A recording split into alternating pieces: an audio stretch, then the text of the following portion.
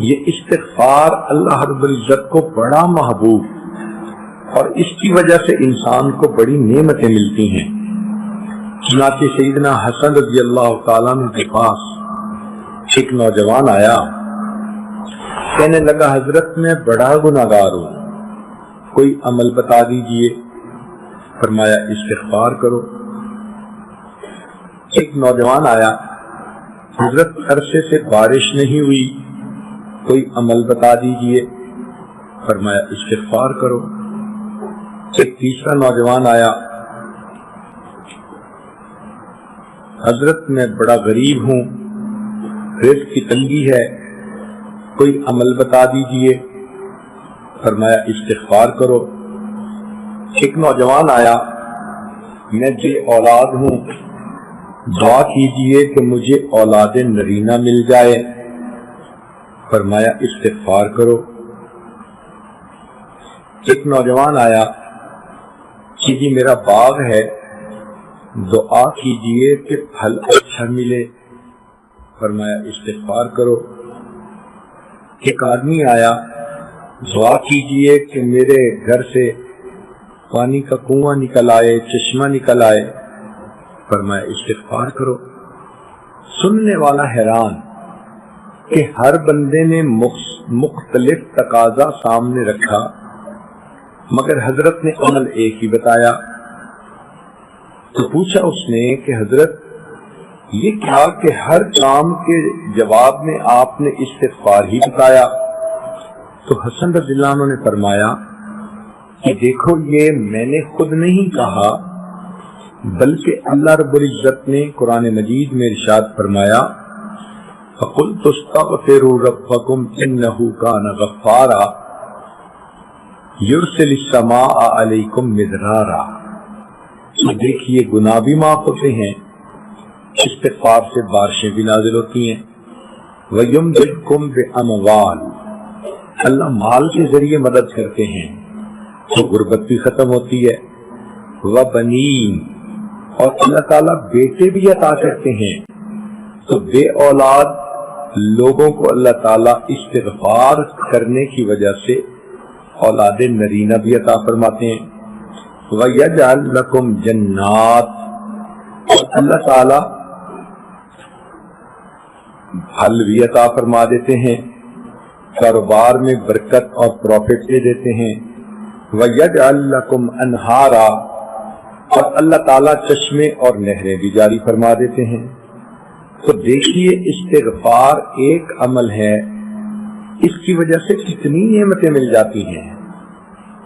تو اگر عورتیں استغفار کی کثرت کر لیں تو ان کو تعویذوں کی ضرورت ہی نہیں پڑے گی، عملیات والے کے پاس جانے کی ضرورت ہی نہیں پڑے گی، یہ کہنے کی ضرورت ہی نہیں پڑے گی کسی نے کاروبار باندھ دیا، کسی نے بیٹی کا رشتہ باندھ دیا، بلکہ استغفار کے صدقے اللہ یہ سب نعمتیں عطا فرما دیں گے۔ استغفار ہر بندے کے لیے کرنا ضروری، نیکی کرے تو بھی استغفار کرے۔ ذرا غور کیجئے کہ نبی علیہ السلام جب وضو فرماتے تھے تو وضو کے بعد استغفار فرماتے تھے، حالانکہ وضو عبادت ہے اور حکم شریعت ہے کہ جو عضو وضو کا دھوتے ہیں اس کے گناہ جھڑ جاتے ہیں۔ گناہ جھڑنے والا عمل ہے، مگر اس کے بعد پھر استغفار کی وضو کے بعد نبی علیہ السلام پڑھتے تھے اشہد ان لا الہ الا انت استغفرک و اتوب الیک۔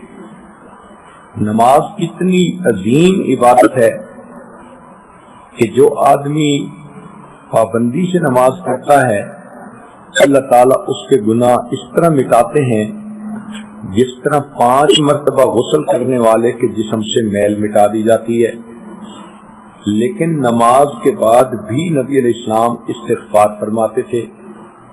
حدیث پاک میں ہے کہ نبی علیہ السلام جب سلام پھیرتے تو فرماتے اللہ اکبر استغفر اللہ استغفر اللہ استغفر اللہ۔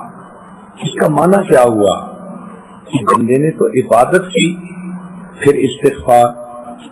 تو علماء نے کہا کہ اس کا معنی یہ ہے کہ اے اللہ میں نے اپنی طرف سے تو عبادت کی مگر یہ اس معیار کی نہیں ہوئی جو آپ کی شان کے مطابق ہو، لہذا یہ عبادت اب جیسی بھی ہے اس کو رد نہ کیجیے، اللہ پلیز قبول کر لیجیے، پلیز قبول کر لیجیے، پلیز. تو 3 مرتبہ استغفار کا مطلب ہے کہ ہم اللہ رب العزت کے سامنے عاجزی کر رہے ہوتے ہیں کہ جیسی بھی عبادت ہے اس کو قبول فرما لیجیے.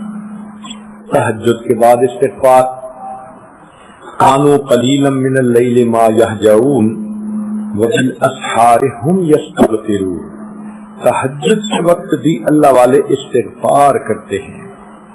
حج کتنی بڑی عبادت ہے کہ انسان اس طرح گناہوں سے پاک ہو جاتا ہے جیسے اس دن پاک تھا جب اس کی ماں نے اس کو جنا تھا. لیکن قرآن مجید میں فرمایا ثم افیدوا من حیث افاض الناس واستغفروا اللہ، کہ تم حج کے بعد بھی استغفار کرو. نبی علیہ الصلوۃ والسلام کی مبارک زندگی کتنی خوبصورت عبادت والی زندگی، پھولوں سے زیادہ پاکیزہ زندگی، مگر اللہ تعالیٰ اپنے حبیب صلی اللہ علیہ وسلم کو فرماتے ہیں سبح بحمد ربک واستغفرہ، آپ بھی اللہ کی حمد کیجئے اور استغفار کیجئے. وہ پاکیزہ زندگی جس کے اوپر پاکیزگی کو ناز ہے، اللہ تعالیٰ ان کو بھی فرماتے ہیں کہ استغفار کیجئے. تو ہمیں چاہیے کہ ہم میں سے ہر بندے کو کثرت سے استغفار کرنا چاہیے. استغفر اللہ اتنا بھی پڑھ سکتی ہیں، اور اگر پورا پڑھیں استغفر اللہ ربی من کل ذنب واتوب الیہ تو بھی ٹھیک ہے. تو پہلا عمل توبہ کرنا اور دوسرا عمل استغفار کرنا.